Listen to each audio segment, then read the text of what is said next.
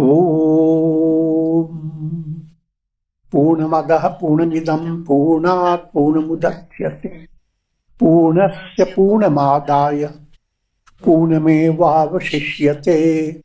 Om Shanti Shanti Shanti.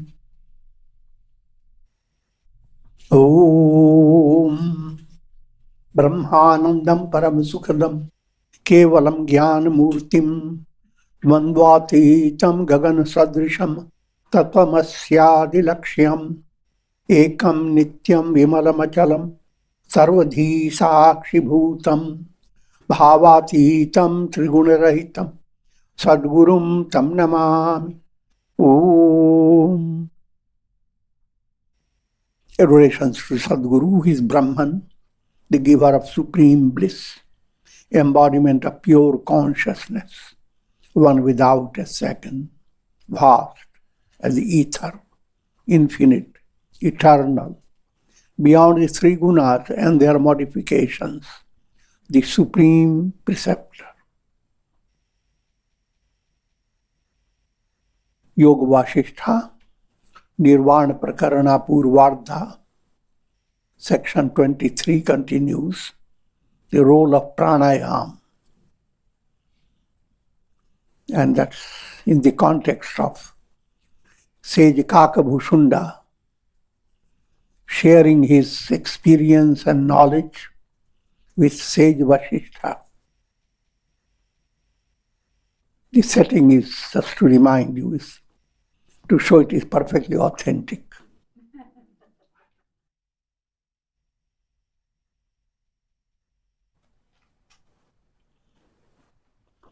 O sage, Kakabhushunda continues, it was with the help of Prana Chintan that I was led to the attainment of wisdom and self-realization. The whole plan is presented of pranayama. How you begin with prana, starts your whole spiritual movement starts with your nose.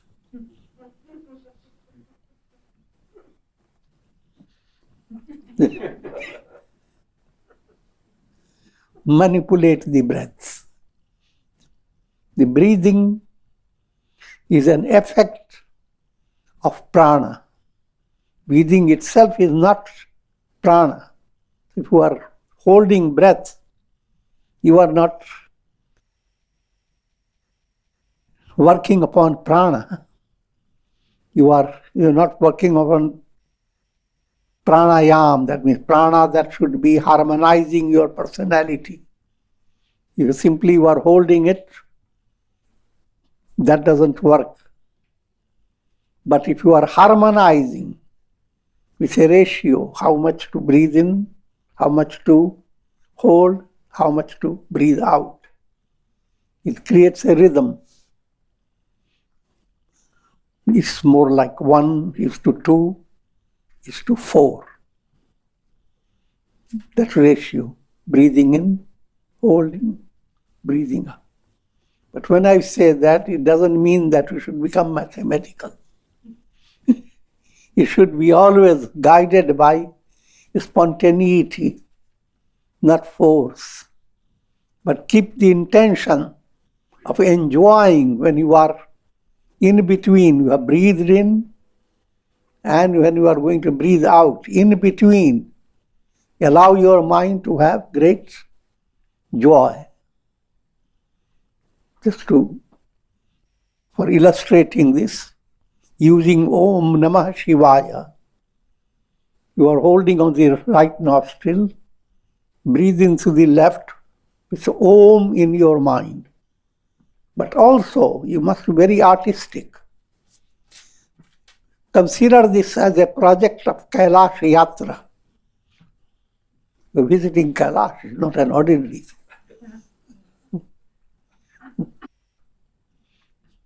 And you have no difficulty because you have Ichha Shakti. You can change your body whichever way you like. one way or the other, we are bouncing up and up to the Kailasha mountain, enjoying the whole picturesque setting of nature. And so with Om, you are continuing to experience it. Now you have come to Lord Shiva and his whole divine family. Lord Shiva, Ambika Devi, Ganesh, but basically Lord Shiva is the embodied Brahman as Shiva, the highest goal. And now you are receiving the blessings of Shiva. Namah, Om Namah. You are bowing down. Now allow the experience to be extremely relaxing, thrilling, joyous. And having completed that, that is the most important aspect of your pranayama. Now you breathe out with great relaxation, as if you are coming down the whole slope of the Kailasha mountain. Again, enjoying all the natural setting. All that I'm giving you doesn't mean to exercise your mind, but have that artistic vision. So with Om Namah Shivaya, just mantra, you are operating with your prana. And the pranayam becomes powerful. Breathing in, holding, breathing out. Om Namah Shivaya. You can prepare your spiritual sensitivity to another level without going through the breathing in, breathing out. Simply breathe in, Om, and in what I'm implying, you don't have to use your hand to control your nose. Wherever you are, in whatever position, you breathe in with Om, Namah, you are holding it, Shivaya, you are letting go of. So, you decide to have Kailash Yatra even while you are on your bed.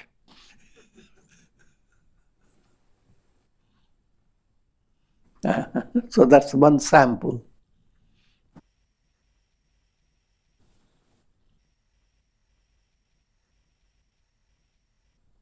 O sage, it was with the help of Prana Chintan that was led to the attainment of wisdom and self-realization. So understand how breathing has helped harmonization of the pranas. And the pranas are prana at your heart center. Prana is the word used in two ways. All the pranas together are called prana. Or a specialized way, prana, apana, vyana, samana, udana. So when you are using prana in a specialized way, that prana relates to anahat chakra. Apana relates to Mooladhara chakra, base of the spine. Samana relates to Manipur chakra. Vyana relates to Swadhisthana chakra, just little above the base of the spine. And Udana relates to the throat center. And all these subtle operations are in Kundalini Yoga.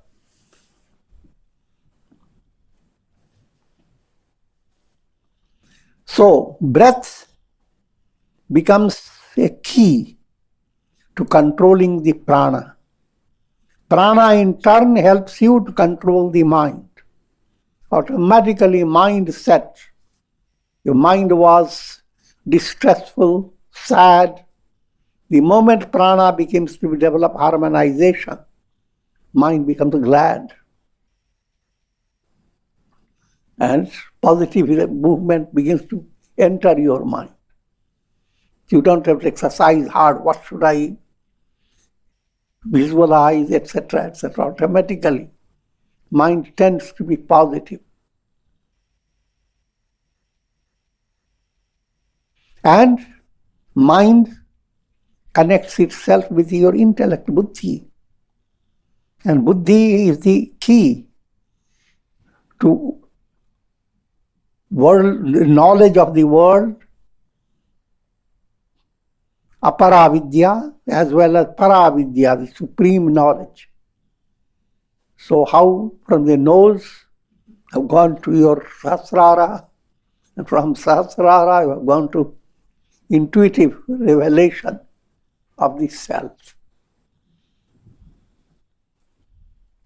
Sage Vasishtha asked, O sage Bhushunda, how did you practice prana chintan? Please explain this mystic art for affording delight to my heart. Sage Bhushunda replied, O sage, you are the knower of Vedanta. That means the supreme knowledge. You are the dispeller of doubts that arise in the minds of those who are deluded. However, it is for the sake of glorifying me that you have asked this question. I will, in response to your command, explain to you the manner in which I practiced prana chintan and attained this lofty state of imperishable wisdom. This marvelous body is like a house. It's called Navadwara Puri, a kind of Navadwara Griha. Griha is home, palace, and it has 9 gates. And that's just the openings in the body. Eyes, ears, nostrils, etc. Which is supported by 3 pillars in the form of 3 humors called Vata, Pitta and Kapha. Vata is gaseousness, wind, rheumatic. Pitta is bile, and Kapha is phlegm. And these 3 go through subtler details. There are psychology, mental components of these 3. If you have temper in your mind, bile is operating in a subtle way. And if you are sticky in relations,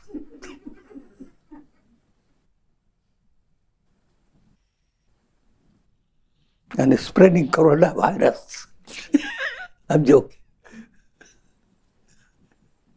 That's phlegm aspect, kapha.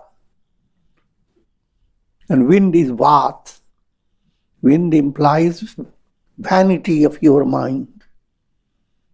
A lot of conceited notions that make you feel so great. But it's empty vanity. But then these 3, when they go into harmonization, they bring out the best of your mind. That becomes the basis of mental enhancement in every way you can think of. Now, this Navadwarapuri body is now being described in an allegorical way. Ahamkar, or the ego sense, is the householder that occupies this house of this body. So the body is firstly the big palatial house. And who owns it? Ahamkar. ego sense, which has the mouth as the main gate. Mouth is the gateway of your ahar food for nourishing the body. What will happen to the body who didn't have a mouth? Will go to south.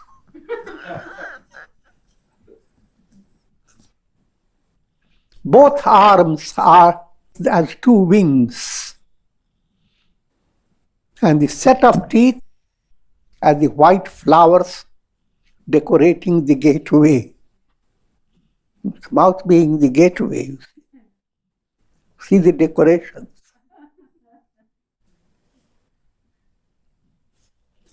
The organs of the senses act as porters to this house. The senses are always bringing in something in your house.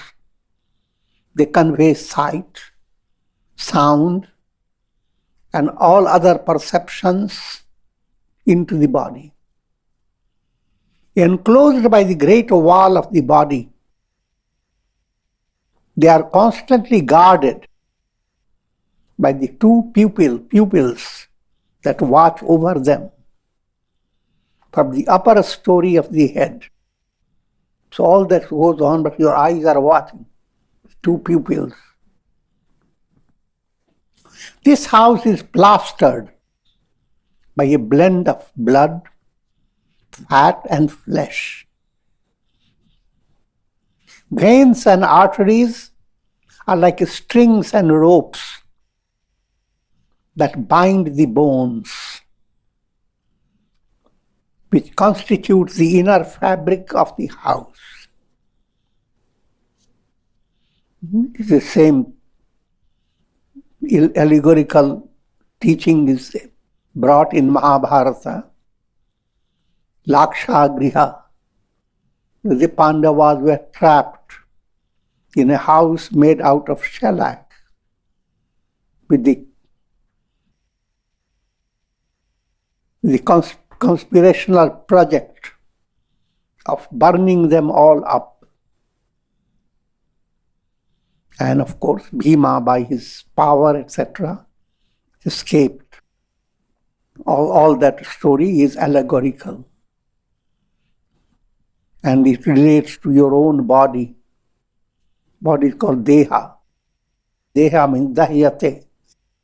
It is combustible. Physical body, subtle body, causal body, all these bodies are called Deha, Sthul, Sukshma, Karan. They are also known as Sharir. Sharir means that which decays. Shiryate. O king of the sages, there are two subtle nadis known as Ida and Pingala, which lie in the left and right side of this building.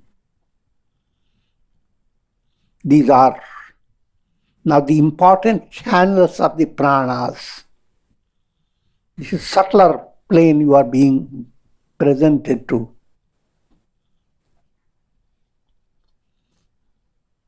Ira flows through your left nostril, Pingala through the right. You are breathing through the both nostrils. But most people are not aware how changes go on occurring. When you are lying on your left side, you are giving more possibility for your right nostril to flow. Lie on the right side, then left nostril begins to flow. So it can be handled, manipulated, if you know the subtle science behind these nadis. Ida Nari creates coolness. Coolness has positive, negative, both aspects. Coolness may mean passivity. We continue with the allegorical description of the body as a great palace. Ahamkara is the owner of it, egoism. And the body is described with its mouth as the main gate, both arms are the two wings, the set of teeth, the decoration of the gateway, and senses, organs of the senses are the porters, and they convey sights, sounds, and all perceptions. Enclosed by the great wall of the body, they are constantly guarded by the two pupils that watch over them from the upper story of the head. The house is plastered by blood, fat, and flesh. Veins and arteries are the strings and ropes that bind the bones, which constitute inner fabric of the house. And the two nadis, Ida and Pingala, they are not visible, but their functions are perceived through the ingoing and outgoing breath of the nostrils. There are three pairs of organs that resemble lotuses. In this context, the whole thing relates to 6 chakras. 3 pairs means 6. And these are 6 lotuses in Kundalini. From the Muladhara chakra to Agnya chakra. Muladhara base, then comes Swadhisthana, and then Manipura, then Anahata, then at the throat Vishuddhi, and 6th is Agnya chakra between your eyebrows. If Kundalini rises through all the 6 to the Agnya chakra, now it opens the gateway to Sahasrara. The Sahasrara is the goal, the ultimate. And each chakra is presented in the form of a lotus.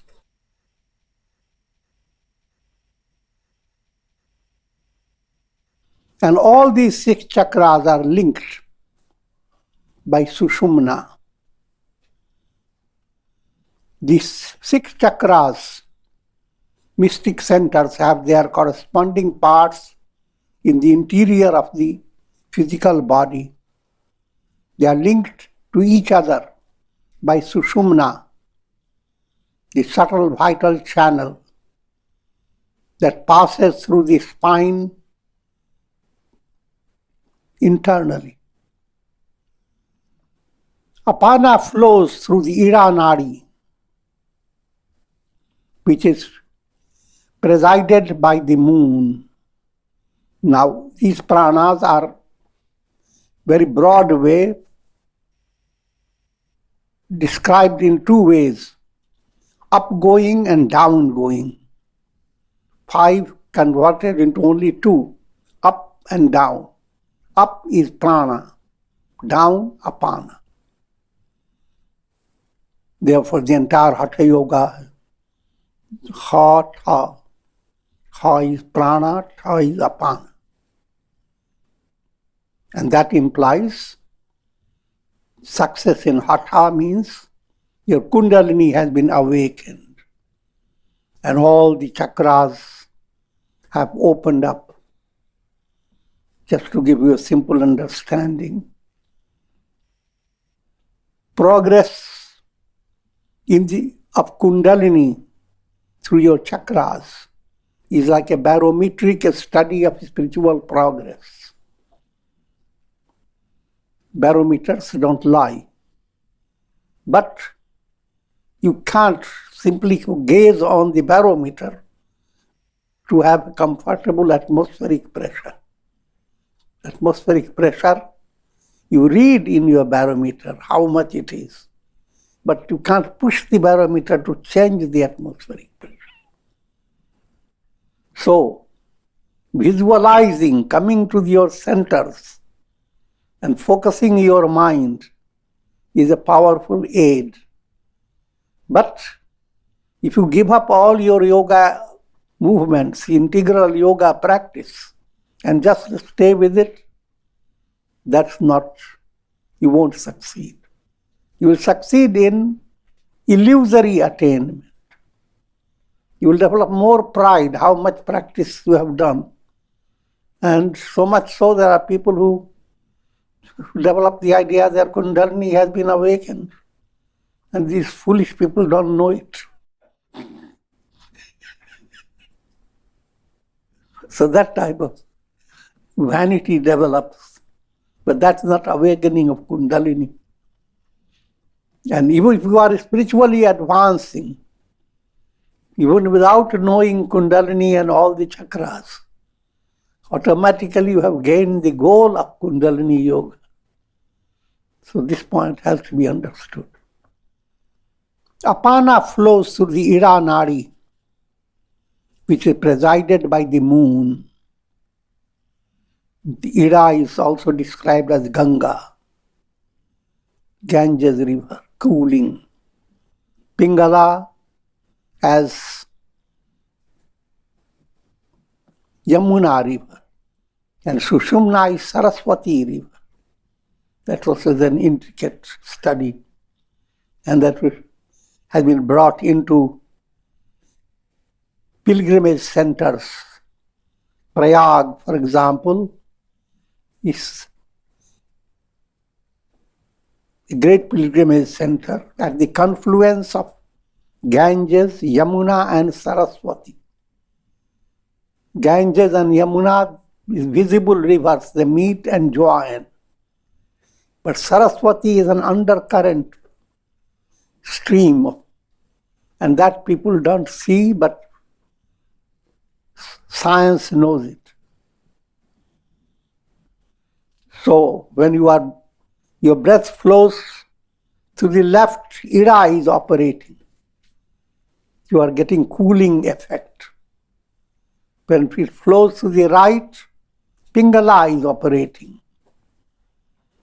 And when both are calm, as if nothing is flowing, neither this way nor that way, or both are flowing but not, they're equal in a highly melodious way.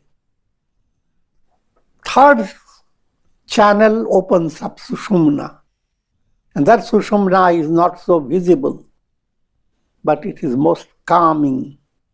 And it fulfills the purpose of Ganga and Yamuna.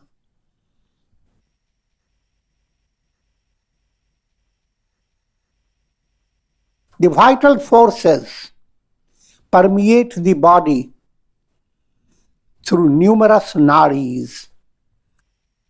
How many nadis are there? 72,000 vital channels. This Upanishad describes, again this allegorically, if there is a mistake by one or two. These vital forces are known as prana, apana, vyana, samana and udana. Prana does blood circulation.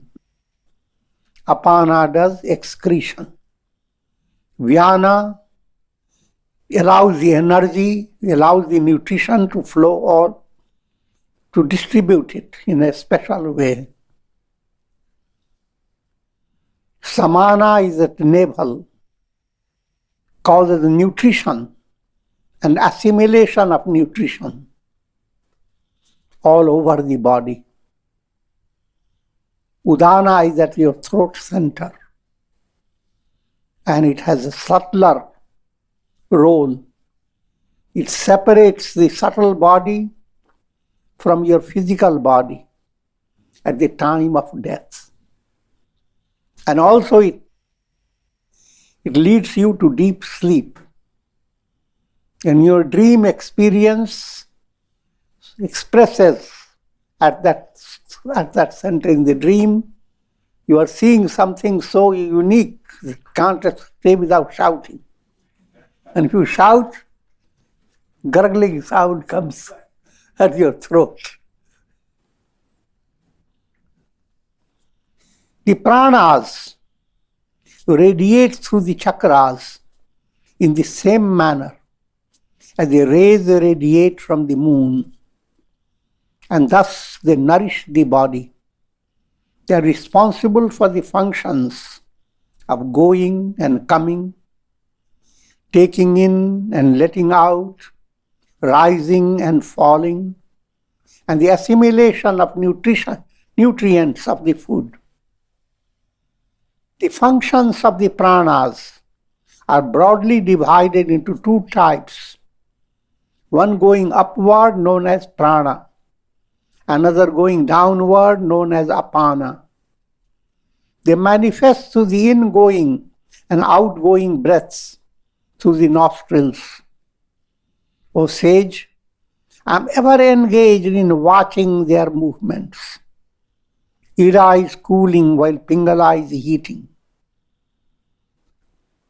Apana flows through the Ida, while prana flows through the Pingala. These two are further compared to the moon and sun.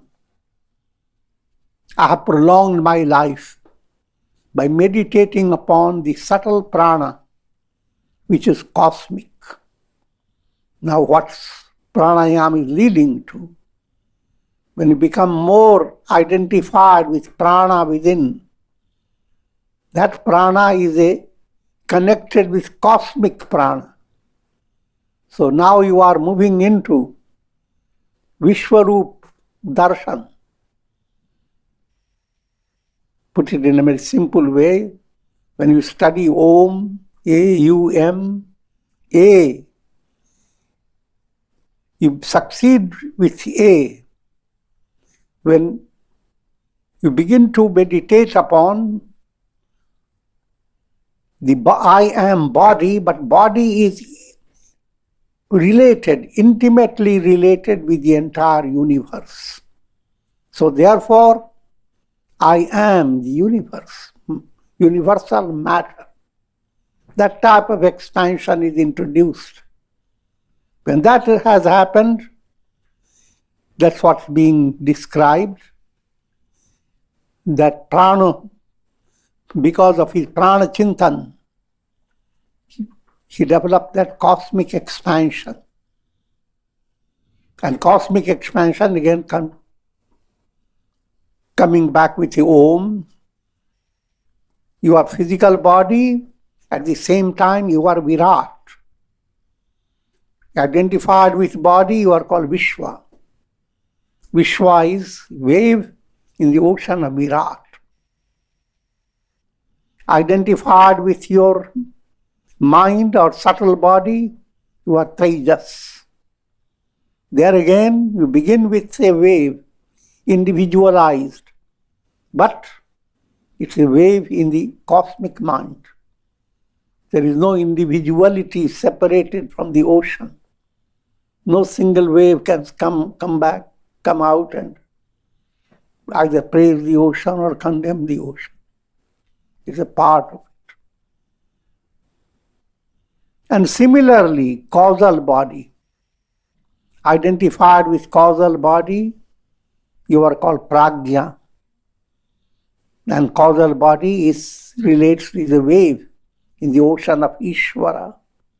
So in three planes, you are directing your mind towards the cosmic self, absolute self, first cosmic and then supercosmic. Supercosmic means Brahman, that has no descriptions. But you go through these three descriptions in a progressive way. The nadis are even subtler than fibers passing through the stalks of lotus plants. Simply describing, they are very subtle. Subtle beyond your physical perceptions. And in modern times, you have all the illustrations. How does the energy come to your computer?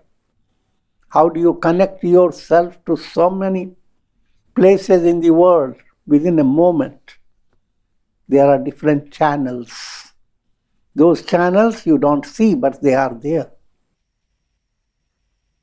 Through thousands of these nadis, the pranas continue to flow incessantly. By meditating upon them,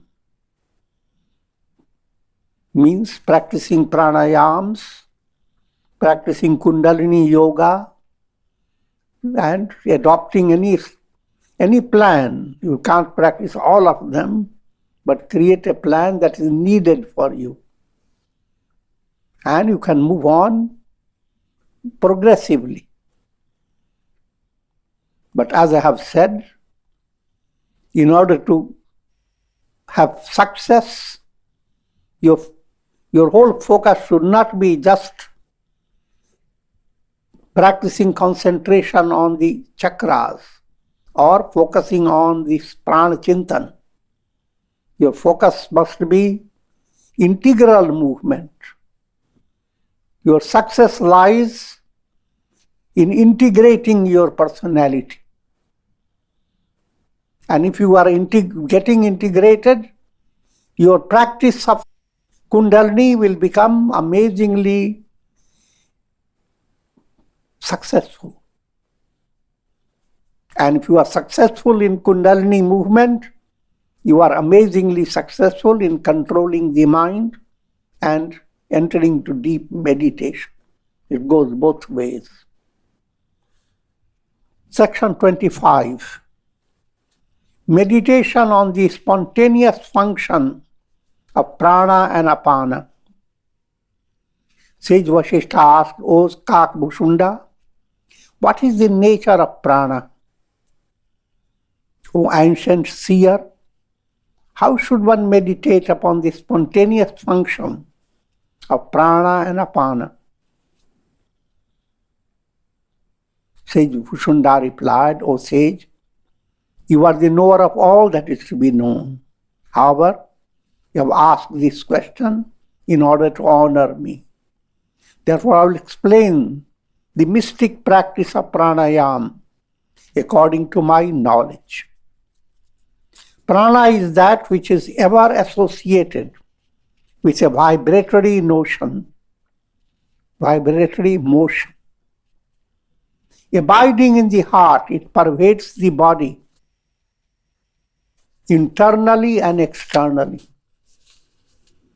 It is characterized by upward movement.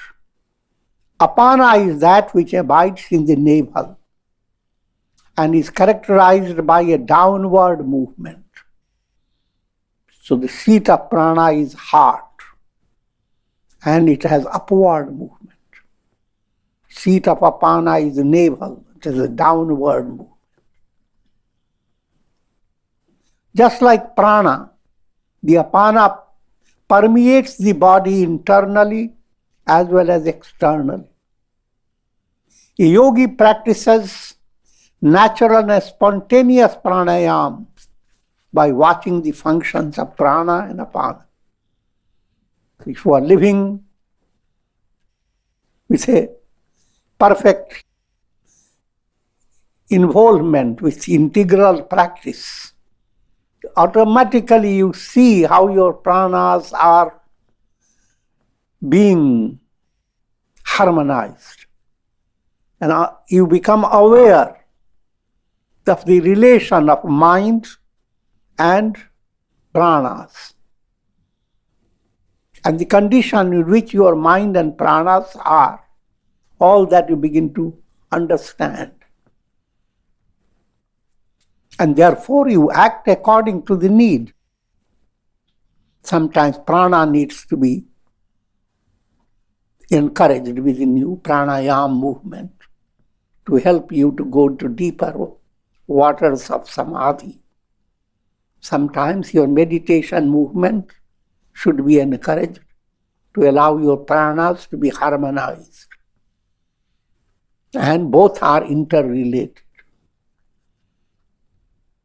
By adopting this mystic attitude, the yogi becomes the performer of excellent pranayama at all times, whether waking, dreaming, or sleeping. Now suddenly you are being led to the very advanced goal. In Bhakti Yoga movement, pranayama implies every breath becomes a part of your mantra. Ra, you are breathing, breathing out. In jnana movement, soham is ajapa jap. So, you are breathing in. Your mind must be develop a sensitive association with turning the attention to the absolute. Sa is that. That am I, not this mess. That.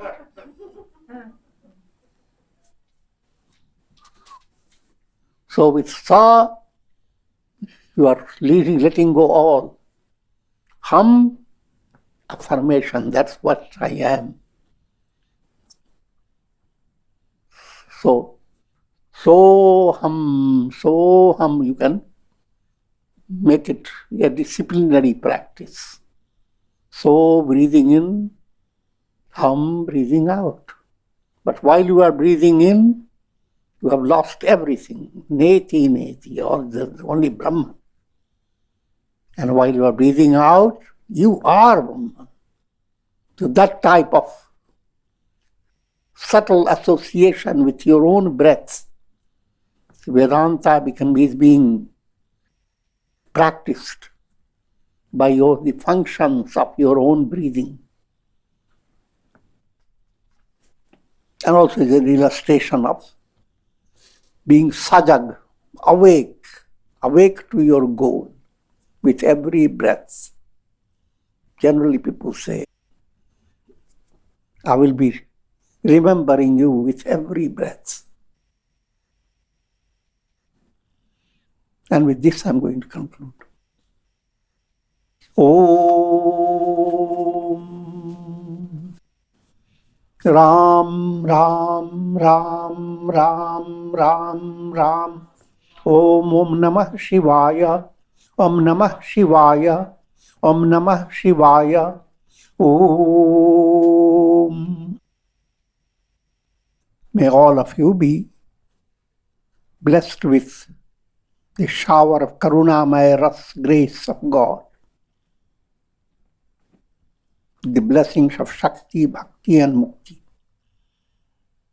Om Trayambakam Yajamahe Sugandhim Pushti Vardhanam Urvarukum Bandhanan Mrityor Mukshiyama Mritat. Om Hari Om Tat.